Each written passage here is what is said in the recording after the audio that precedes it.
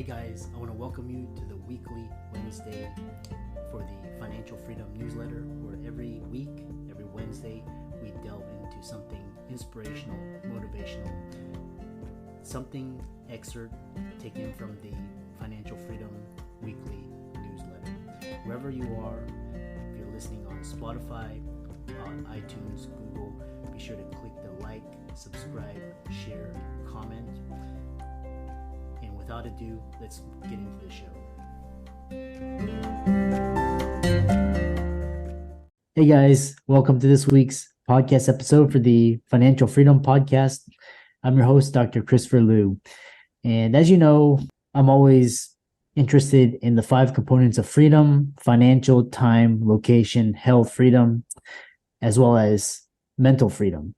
And real estate is one of those traditional asset classes that has the ability to generate massive wealth, create generational wealth for you and your family: time, freedom, location, all types of freedom. And with that, I'm happy to introduce Mike Swenson. He's the founder of REL Freedom, which is also a podcast, and he's helping people achieve time and financial freedom through real estate. He's had several physicians on his podcast, and I'm happy to welcome him to the show. Welcome.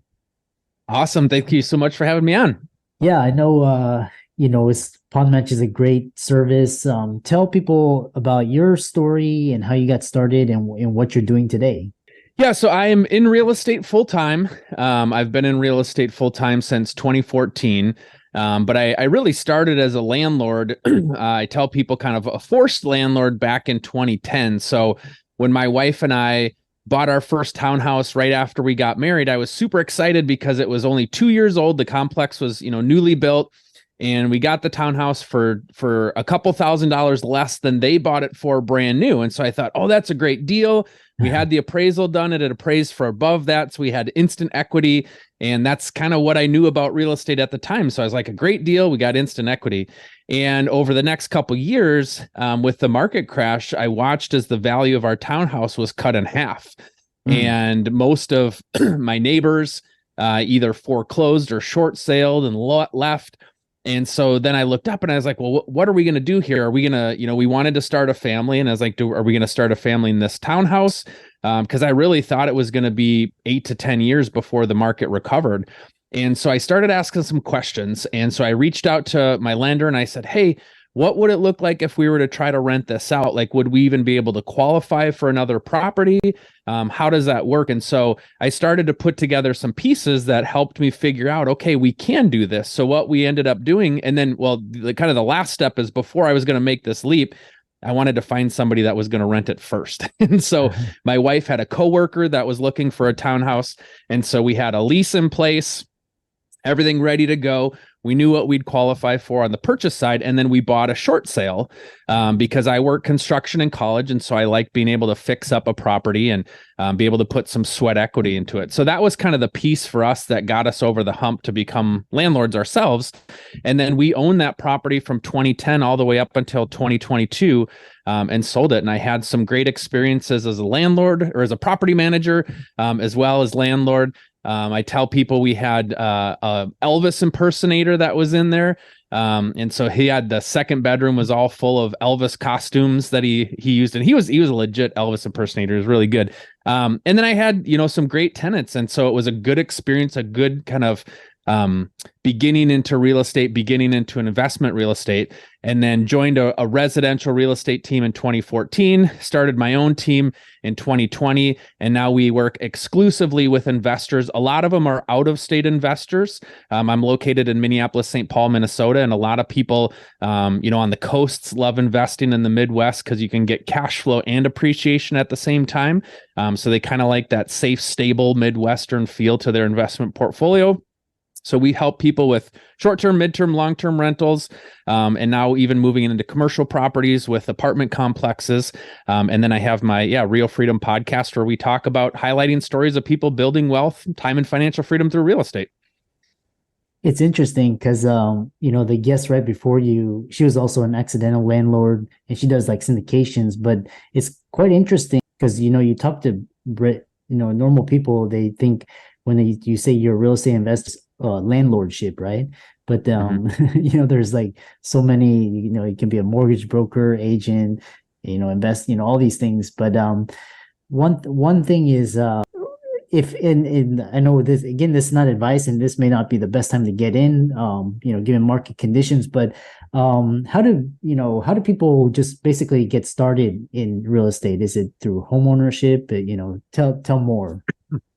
Yeah, I think, the thing that really excites me about working with investors is kind of that I call them kind of first time investors, because on the residential side, we have first time home buyers, and you have to, give them more education, kind of help walk them through because they've never done it before.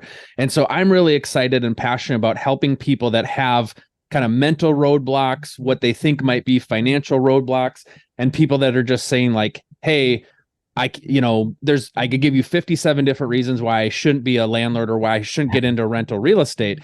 Because I want to really show people that, yeah, you can get started. There's so many ways to do it. Everybody's path's different. But what ends up happening is people just use, I don't have a money as an excuse, or I don't know enough about real estate as an excuse. So now I'm going to not do it for the next 3 to 5 years. And what you're doing is just pushing that financial freedom, time freedom date back 3-5 years. Uh-huh. And so, what I tell people is, number one, you can start with your own property. And this is why I love my REL Freedom podcast, because I highlight people telling different stories. And so I had a guy that's how he got started, is the property that he lived in. He figured out, okay, I'm going to rent out a bedroom here, bring in some additional income, and use that money to be able to get that next property. And then he had his partner at the time.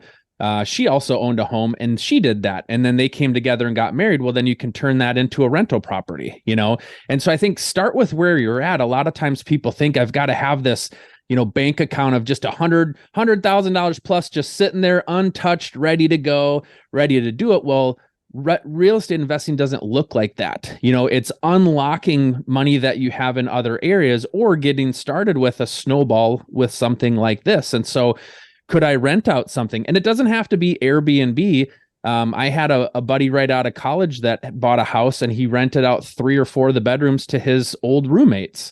Well, now he's building up equity. He's getting his mortgage paid for. He's being able to finance the updates on the property. So I think start with where you're at and start small. If you're talking about real estate investing, maybe you've got a friend or family member that wants to invest in real estate as well, and you guys could go in on a property together. People that are interested in Airbnbs, there's a great thing out there, Airbnb arbitrage, where you find somebody that's looking to lease a place, and you essentially come in as like a sublease, and then you can fix up the property, furnish it, and then you can rent it out on Airbnb yourself. Now, you'd have to get your landlord's permission to do that, but it's a way where you don't have to have a ton of money to be able to pour into it. You just have to be able to be willing to kind of think outside the box a little bit and come up with something unique. But that's a great example of furnishing and updating a unit. Now you post it on Airbnb, maybe you rent it out you're paying your landlord, let's call it $1,500, and maybe you make $3,000 a month on Airbnb. Well, that's $1,500 a month that you can now pour into something else, or put it aside to save for a larger investment. And so there's so many opportunities. And then with partnership deals and some of these, real estate syndications, you don't need a ton of money to get started. And so you could actually probably get into a syndication for less than you could to buy a duplex yourself with a 25% down payment. You might need $25,000 or something like that to get started into a syndication. So there's a lot of opportunities. It's sitting down and mapping out what's going to be the best fit for you based on the time you have available, because that's a thing with physicians, right? You don't have a ton of time necessarily available. So you kind of got to figure out how to carve slivers of time to be able to educate yourself, pursue some of these opportunities so that you can start that snowball that's going to grow. Yeah. And it's really interesting because, like I said, there's so many different avenues. You can go the active route, you can go, and then you can transition in the passive route, or you can, go directly in the passive. I think what you're highlighting is there's so many different ways of getting started. The main thing is, getting started. Talk a little bit about if, because a lot of the listeners out there, they're physicians, they're doctors, they have their homes, they may have some properties, but they're sick and tired of, tenants, toilets, and trash and phone calls. And how do they transition from active to passive? Yeah, one of the things that I talk about that's helpful for people to think about is think about a three-sided triangle. And on each side, you've got three things: time, money, and expertise. And so what you want to do is you want to look at kind of, what do I have in that triangle? And then find somebody to leverage the other pieces of that triangle. So what I tell people is, for me, because I work with real estate investors full time, I'm analyzing deals all the time, I'm looking at opportunities, I'm good at expertise, right? Like, I think I can do a pretty good job of that. Because I'm in real estate, I have time available. That doesn't mean I'm going to devote all of my time to like managing a property, but I also know great property managers that could help leverage my time, right? And then the money side, I have money, but if I want to scale to a higher degree, that's kind of the piece that I'm looking for. Somebody who's a physician, right? You might have the money piece figured out.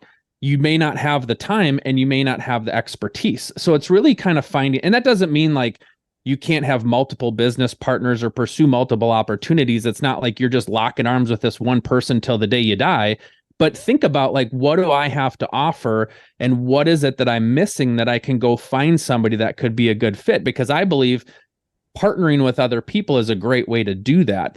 And so, so for a physician, it's okay, how do I find people that can meet those needs that I don't think I can meet right now, which probably falls somewhere in the time piece and somewhere in the expertise piece, and then go find people that can do that. And yeah, if you're somebody looking for expertise and time, feel free to reach out to me. That's, if not me, I love consulting people and helping them fulfill their investment goals. And so it could be, hey, I've always thought about a short-term rental. Like, what does that look like? Well, you can find somebody, if not me, find somebody that does do short-term rentals and does do short-term rentals in your area and could provide some expertise. But I think that the active passive piece is really important because, yeah, you said it. A lot of people don't want to be active investors. They want to be passive. Well, when we're analyzing properties, a lot of our deal calculators that we use, we fill in an amount for a property manager, because even if you want to be an active, even if you want to manage the property now, as you scale, you want to think about the end in mind. You probably don't want to be a property manager when you have 100 units, right? And so at some point, you're going to have to hire a property manager. So you want to make sure that your deal is going to make sense to be able to financially hire a property manager down the road. So you want to think ahead a couple steps. So a lot of people, yeah, when I get started as a way to kind of maximize that bottom line, I'll be the property manager myself. But if you're going to want to hire it in the future, you need to make sure the deal isn't skinny enough that you couldn't hire a property manager. And I agree 100%. As a real estate agent, being in investment properties full time, managing a property is the last thing that I want to do in terms of tenants, the toilets, and all that kind of stuff. And so that's why I find good property managers, right? Just like my kind of time, money, expertise triangle, I'm looking for a property manager that's a good fit for me and the properties that we have and the properties that our investors have that can leverage the time, the investors that we work with. So it's really about, yeah, if you don't want to do it, don't do it, but take your time then and go find a good property manager that can do it for you, because they're worth their weight in gold. Yeah. Yeah, it's all about leveraging your time and from your energy. There's two real big things for the audience, and the first thing is that you work with physicians as well, and what sort of barriers do you see in physicians in becoming an investor, and what sort of patterns and traits that are different from traditional real estate investors?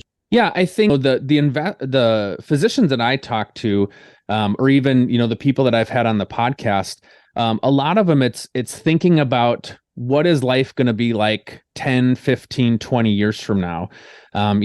Physicians, in general make good money, so we want to think about, how do I allow that money to be able to make me more money in the future versus having to insert myself into my practice to make money, right? Like, what if you could make the same amount of money without ever having to show up for work?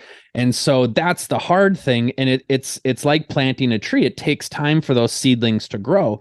So if you're somebody right now that's a physician and you want to be financially free from your day job, right? You want to think about, okay, what if I pick up some investment properties that start bringing in some cash flow? Because like an apartment complex doesn't bring in a ton of cash flow right away. It takes time. Short-term rentals can bring a little bit more. If you buy the right one and you market it well, you can make more cash flow in the short term. But to replace your income as a physician, it's going to take a little bit of time to do that. So you want to start kind of sowing some seeds now so that, 5, 10, 20 years from now, you've got enough income coming in where you can pick your spots a lot more and free up your time. So that's why I'm so passionate, not only, like I said, the financial freedom, but the time freedom, which is where I think a lot of physicians that I've talked to struggle with is the time freedom, because I'm so busy with my job. And then I've got family and interests and all that other stuff that I'm doing. I got to figure out a way to kind of get out of that and get the time freedom to be able to then produce the financial freedom down the road. Like I said, the last guest we were talking, and what do you see with the current trends in the real estate market, especially people say it's a great time to buy, and then I'm my personal thoughts is it's very challenging. You have to be very strategic. You have to be able to pivot. What are your thoughts? Yeah, so the interest rates are certainly higher than where they were a year ago and 2 years ago. The good news with that is, as we run financial deal calculators on all of our investments, doing our due diligence. So, if you can get something to pencil, because once again, kind of Midwest, I mentioned we're going for cash flow and appreciation, where, yeah, if you're looking in California, you may not be able to find the cash flow. The appreciation is great. So we're looking at how do we get a deal to cash flow and then also enjoy that appreciation? Well, if you can get it to cash flow right now at the interest rates and what they are, then when the rates do go down in the future and you have an opportunity to refinance, now that's going to make things a lot better for you. So I think the good news now is, you're buying at a time where the money is more expensive than it will be in the future. Now, we don't know how long that's going to be. It might be a year, it might be 2 years from now. To get back to kind of the 2% to 3% rates, it may take a few more years. But if you can get it to pencil in right now from a cash flow perspective, then you'll be able to take advantage of that financial future when the rates do drop down. And so, you definitely don't want to buy something right now that's not going to pencil for cash flow. So we need to be a little bit more conservative. We need to kind of pick our spots, but there's still deals to be had out there. And what we're seeing is the longer that interest rates stay high, the more pressure that puts on the price, right? Because even 6 months ago, rates jump up, the sellers look up and they say, hey, well, so-and-so sold it for sold this comp down the road for this a month or two before, so I'm going to hold firm on the price.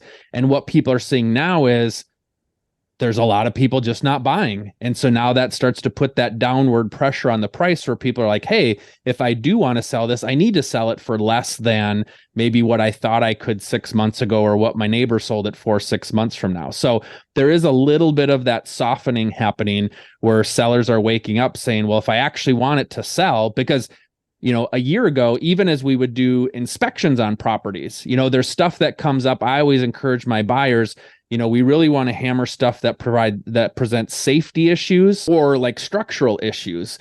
And so when an inspection would come up, a seller, I would often phrase it like, well, because of safety or because of the structure, here's what we're looking for concessions as a result of an inspection. And a lot of times the seller's just like, kick rocks. I got 5 other people that are going to buy this thing if you don't want it, right? So we didn't have as much leverage or negotiating power with the seller. But now that the market's softening up a little bit, we do have some more negotiating leverage. So if you find those deals that can pencil on paper, you have a little bit more leverage and negotiating room with sellers to pick up a property that, yeah, you hold it now, the numbers make sense. Down the road, as the rates start to creep down, you find that time where strategically it makes sense to refinance, and now you're in a much better cash flow situation. Yeah, it's really in what particular asset classes? Because particularly I'm really curious about commercial. With there's this dilemma because you have the high rates, and you have these commercial office buildings vacant because of work from home. And then if they try to refinance, they're paying more. And so, given that situation, I see commercial real estate taking a dip. But I would agree with you. So yeah, I should clarify my previous comments. The commercial that we do is commercial residential, because it's kind of the apartment complexes. We've got a housing shortage. I'm with you there on the commercial office space side, because I kind of look up too. Even a few years ago, when I was looking at commercial space, office space for my previous company, we went and looked at some office space, and then we signed, I think it was maybe a 12 or an 18-month lease with a short-term opportunity there. And then we came back and looked again, and it was like the same places were still available. And that was right before COVID hit, before all the work from home stuff happened. So yeah, a lot of my, friends and acquaintances, I hear them, they're like, yeah, we show up for work one day a week and there's nobody there, for some of these large companies. So I think that, the office space, there's going to be a lot more pressure there. And I think a great opportunity is, if we can do that, convert office space into residential space, because we have such a housing shortage right now, in terms of, units that we need to be building to keep up with the supply.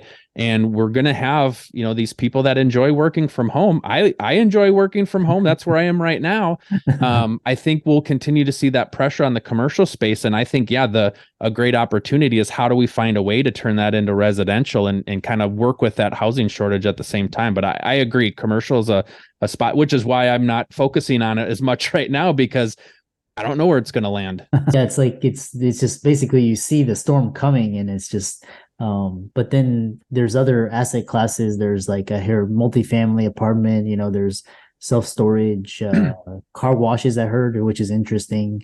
Mm-hmm. So there's just, there's like pockets, and you have to be more strategic and selective, like you said.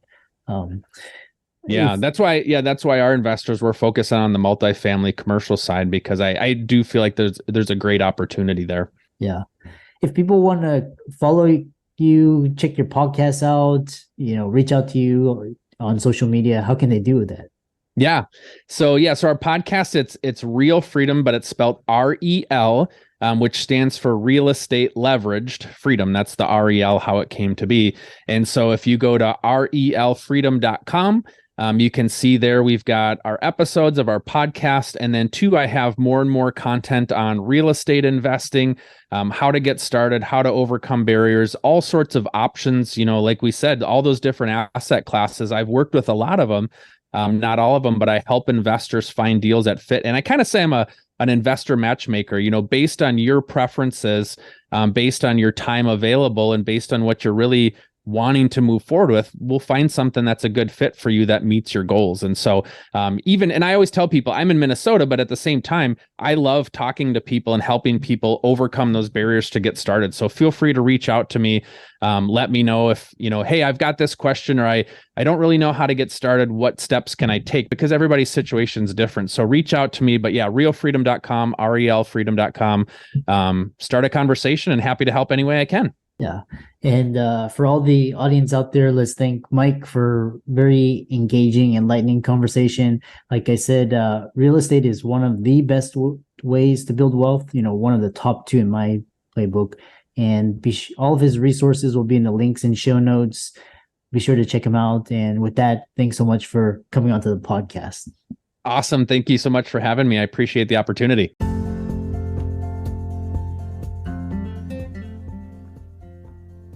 I hope you really enjoyed that wonderful, inspirational, motivational piece. Again, wherever you are listening, if you liked it, be sure to like, comment, share, subscribe. We're on everywhere: Spotify, iTunes, Google, Amazon, Audible.